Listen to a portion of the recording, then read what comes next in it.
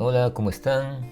Bienvenidos a esta sesión súper interesantísima de inglés. Vamos a pensar en inglés como siempre, del español al inglés. Esa es la forma, esa es la meta de pensar en inglés y no traducir del inglés al español como todo el mundo. Y vamos a hacer frases como, por ejemplo, cómo se dice ha estado lloviendo mucho o has visto ese programa antes, cosas así.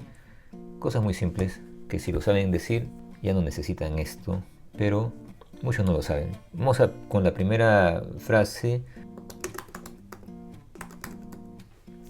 He visto ese programa o esa serie de televisión, tal vez, muchas veces. Vamos a pensar cómo se dice eso en inglés. No vamos a ver el inglés directamente y fácilmente traducirlo al español, sino al revés. Y vamos a ir analizando para que puedan hacer sus propias frases también o para que puedan pensar sus frases en inglés. Primero empezamos con el pronombre, como siempre. Aquí no hemos puesto el pronombre porque en español no es tan necesario, como siempre digo. Aquí yo, el pronombre yo. En inglés sería I. Tenemos que empezar con eso.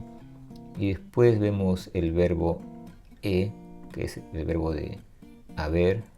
Y entonces es have. Ya saben que haber se puede traducir como have y también se puede traducir como has, uno de esos dos. Cuando usamos I, o sea yo, usamos el have. Y después vemos el verbo ver en el pasado, que es visto, y esto es seen.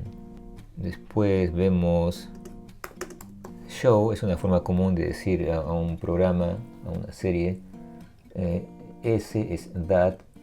Y después podemos decir many times, muchas veces. I have seen that show many times. Ahora podemos preguntar también algo parecido. Podemos decir, ¿has visto esa serie antes? Una pregunta muy corta, como dirían eso en una conversación coloquial. Entonces estamos hablando en segunda persona, que es tú, y tú es you. Pero empezamos con la palabra as en español, no en inglés. Y eso en inglés sería have you. Es como decir, has tú o tú has visto o has visto solamente y usamos have y no el has, porque al pronombre you le corresponde have y no has. Algo para memorizar.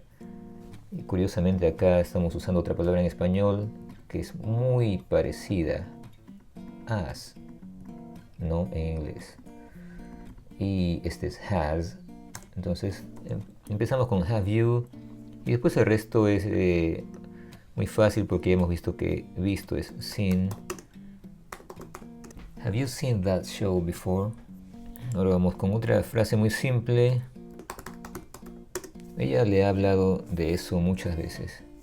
Y vamos a pensar que es una mujer que le ha hablado a un hombre. Entonces, para hacerlo más específico, muchas veces. Vamos a empezar rápidamente, y rápidamente es fácil aquí. Si empezamos con el pronombre, y el pronombre es she, y le ha hablado, podemos ponerle ha hablado a él, pero no es necesario. Entonces, ha hablado es has talked. Estamos usando has porque eso es lo que le corresponde a she, al pronombre she, has. Al pronombre I y también al you le corresponde have. También al pronombre we y al pronombre they. Pero al she o he vamos a usar has. Y después vemos el pasado es talked. She has talked to him about that a lot of times. Vamos a hacer ahora una pregunta sobre este mismo tema. ¿Le ha hablado de eso? O sea, ella le ha hablado de eso a él. ¿Cómo se dice eso en inglés? Algo tan corto y tan simple. ¿Alguien sabe? ¿Alguien lo puede escribir en los comentarios antes de ver la traducción? Honestamente, ojalá que sí. Entonces, ¿cómo se dice esto? Como estamos hablando de ella, ella le ha hablado de eso, sería más o menos la forma más específica o exacta. Tenemos que usar she. Pero en pregunta vamos a empezar no con el pronombre, sino con el verbo, que es has she. Esto es como decir o sea, ella pero es al revés en inglés. Entonces es mucho más largo, como ven. Has she talked to him about that? Acá dice literalmente ella le ha hablado a él, to him, sobre eso. Entonces acá no hemos puesto a él porque en el contexto se entiende que es eso. Pero en inglés, así sepamos el contexto, tenemos que escribir de todas formas. Tenemos que decir to him. No podemos saltar esta parte. Vamos con otra frase suelta. Ha estado lloviendo durante más de 50 minutos. Como ven, no hay ningún pronombre. Solamente estamos hablando de la situación, del clima, del tiempo, que ha estado lloviendo, pero es algo, es una cosa. Entonces tenemos que empezar con un pronombre siempre. Siempre es así y es it, porque es una cosa o algo. Y después vemos ya el verbo aquí que es a.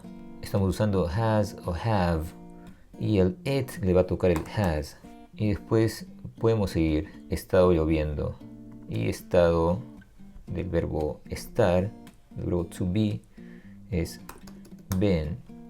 It has been y después viene lloviendo que es raining. Durante más de 50 minutos o podemos decir por más de 50 minutos también. Si decimos por más de 50 minutos podría ser más fácil. It has been raining for more than 50 minutes. Vamos a hacer una pregunta pequeña. ¿Cómo se dice esto? Ha estado lloviendo mucho. Una conversación simple y coloquial. Ya saben cómo se dice, tal vez eso. Son palabras muy pequeñas, cortas, pero que a veces son confusas porque no se saben cómo situarlas, cómo combinarlas o cuál usar. Entonces estamos otra vez hablando de algo y vamos a usar el pronombre it otra vez. Pero en pregunta empezamos no con pronombre sino con el verbo. Entonces es has it y después viene el resto, been raining. Y podemos poner a lot. Y eso sería la pregunta. Vamos a ver ahora una frasecita muy corta y muy interesante. A ver, ¿quién sabe esto?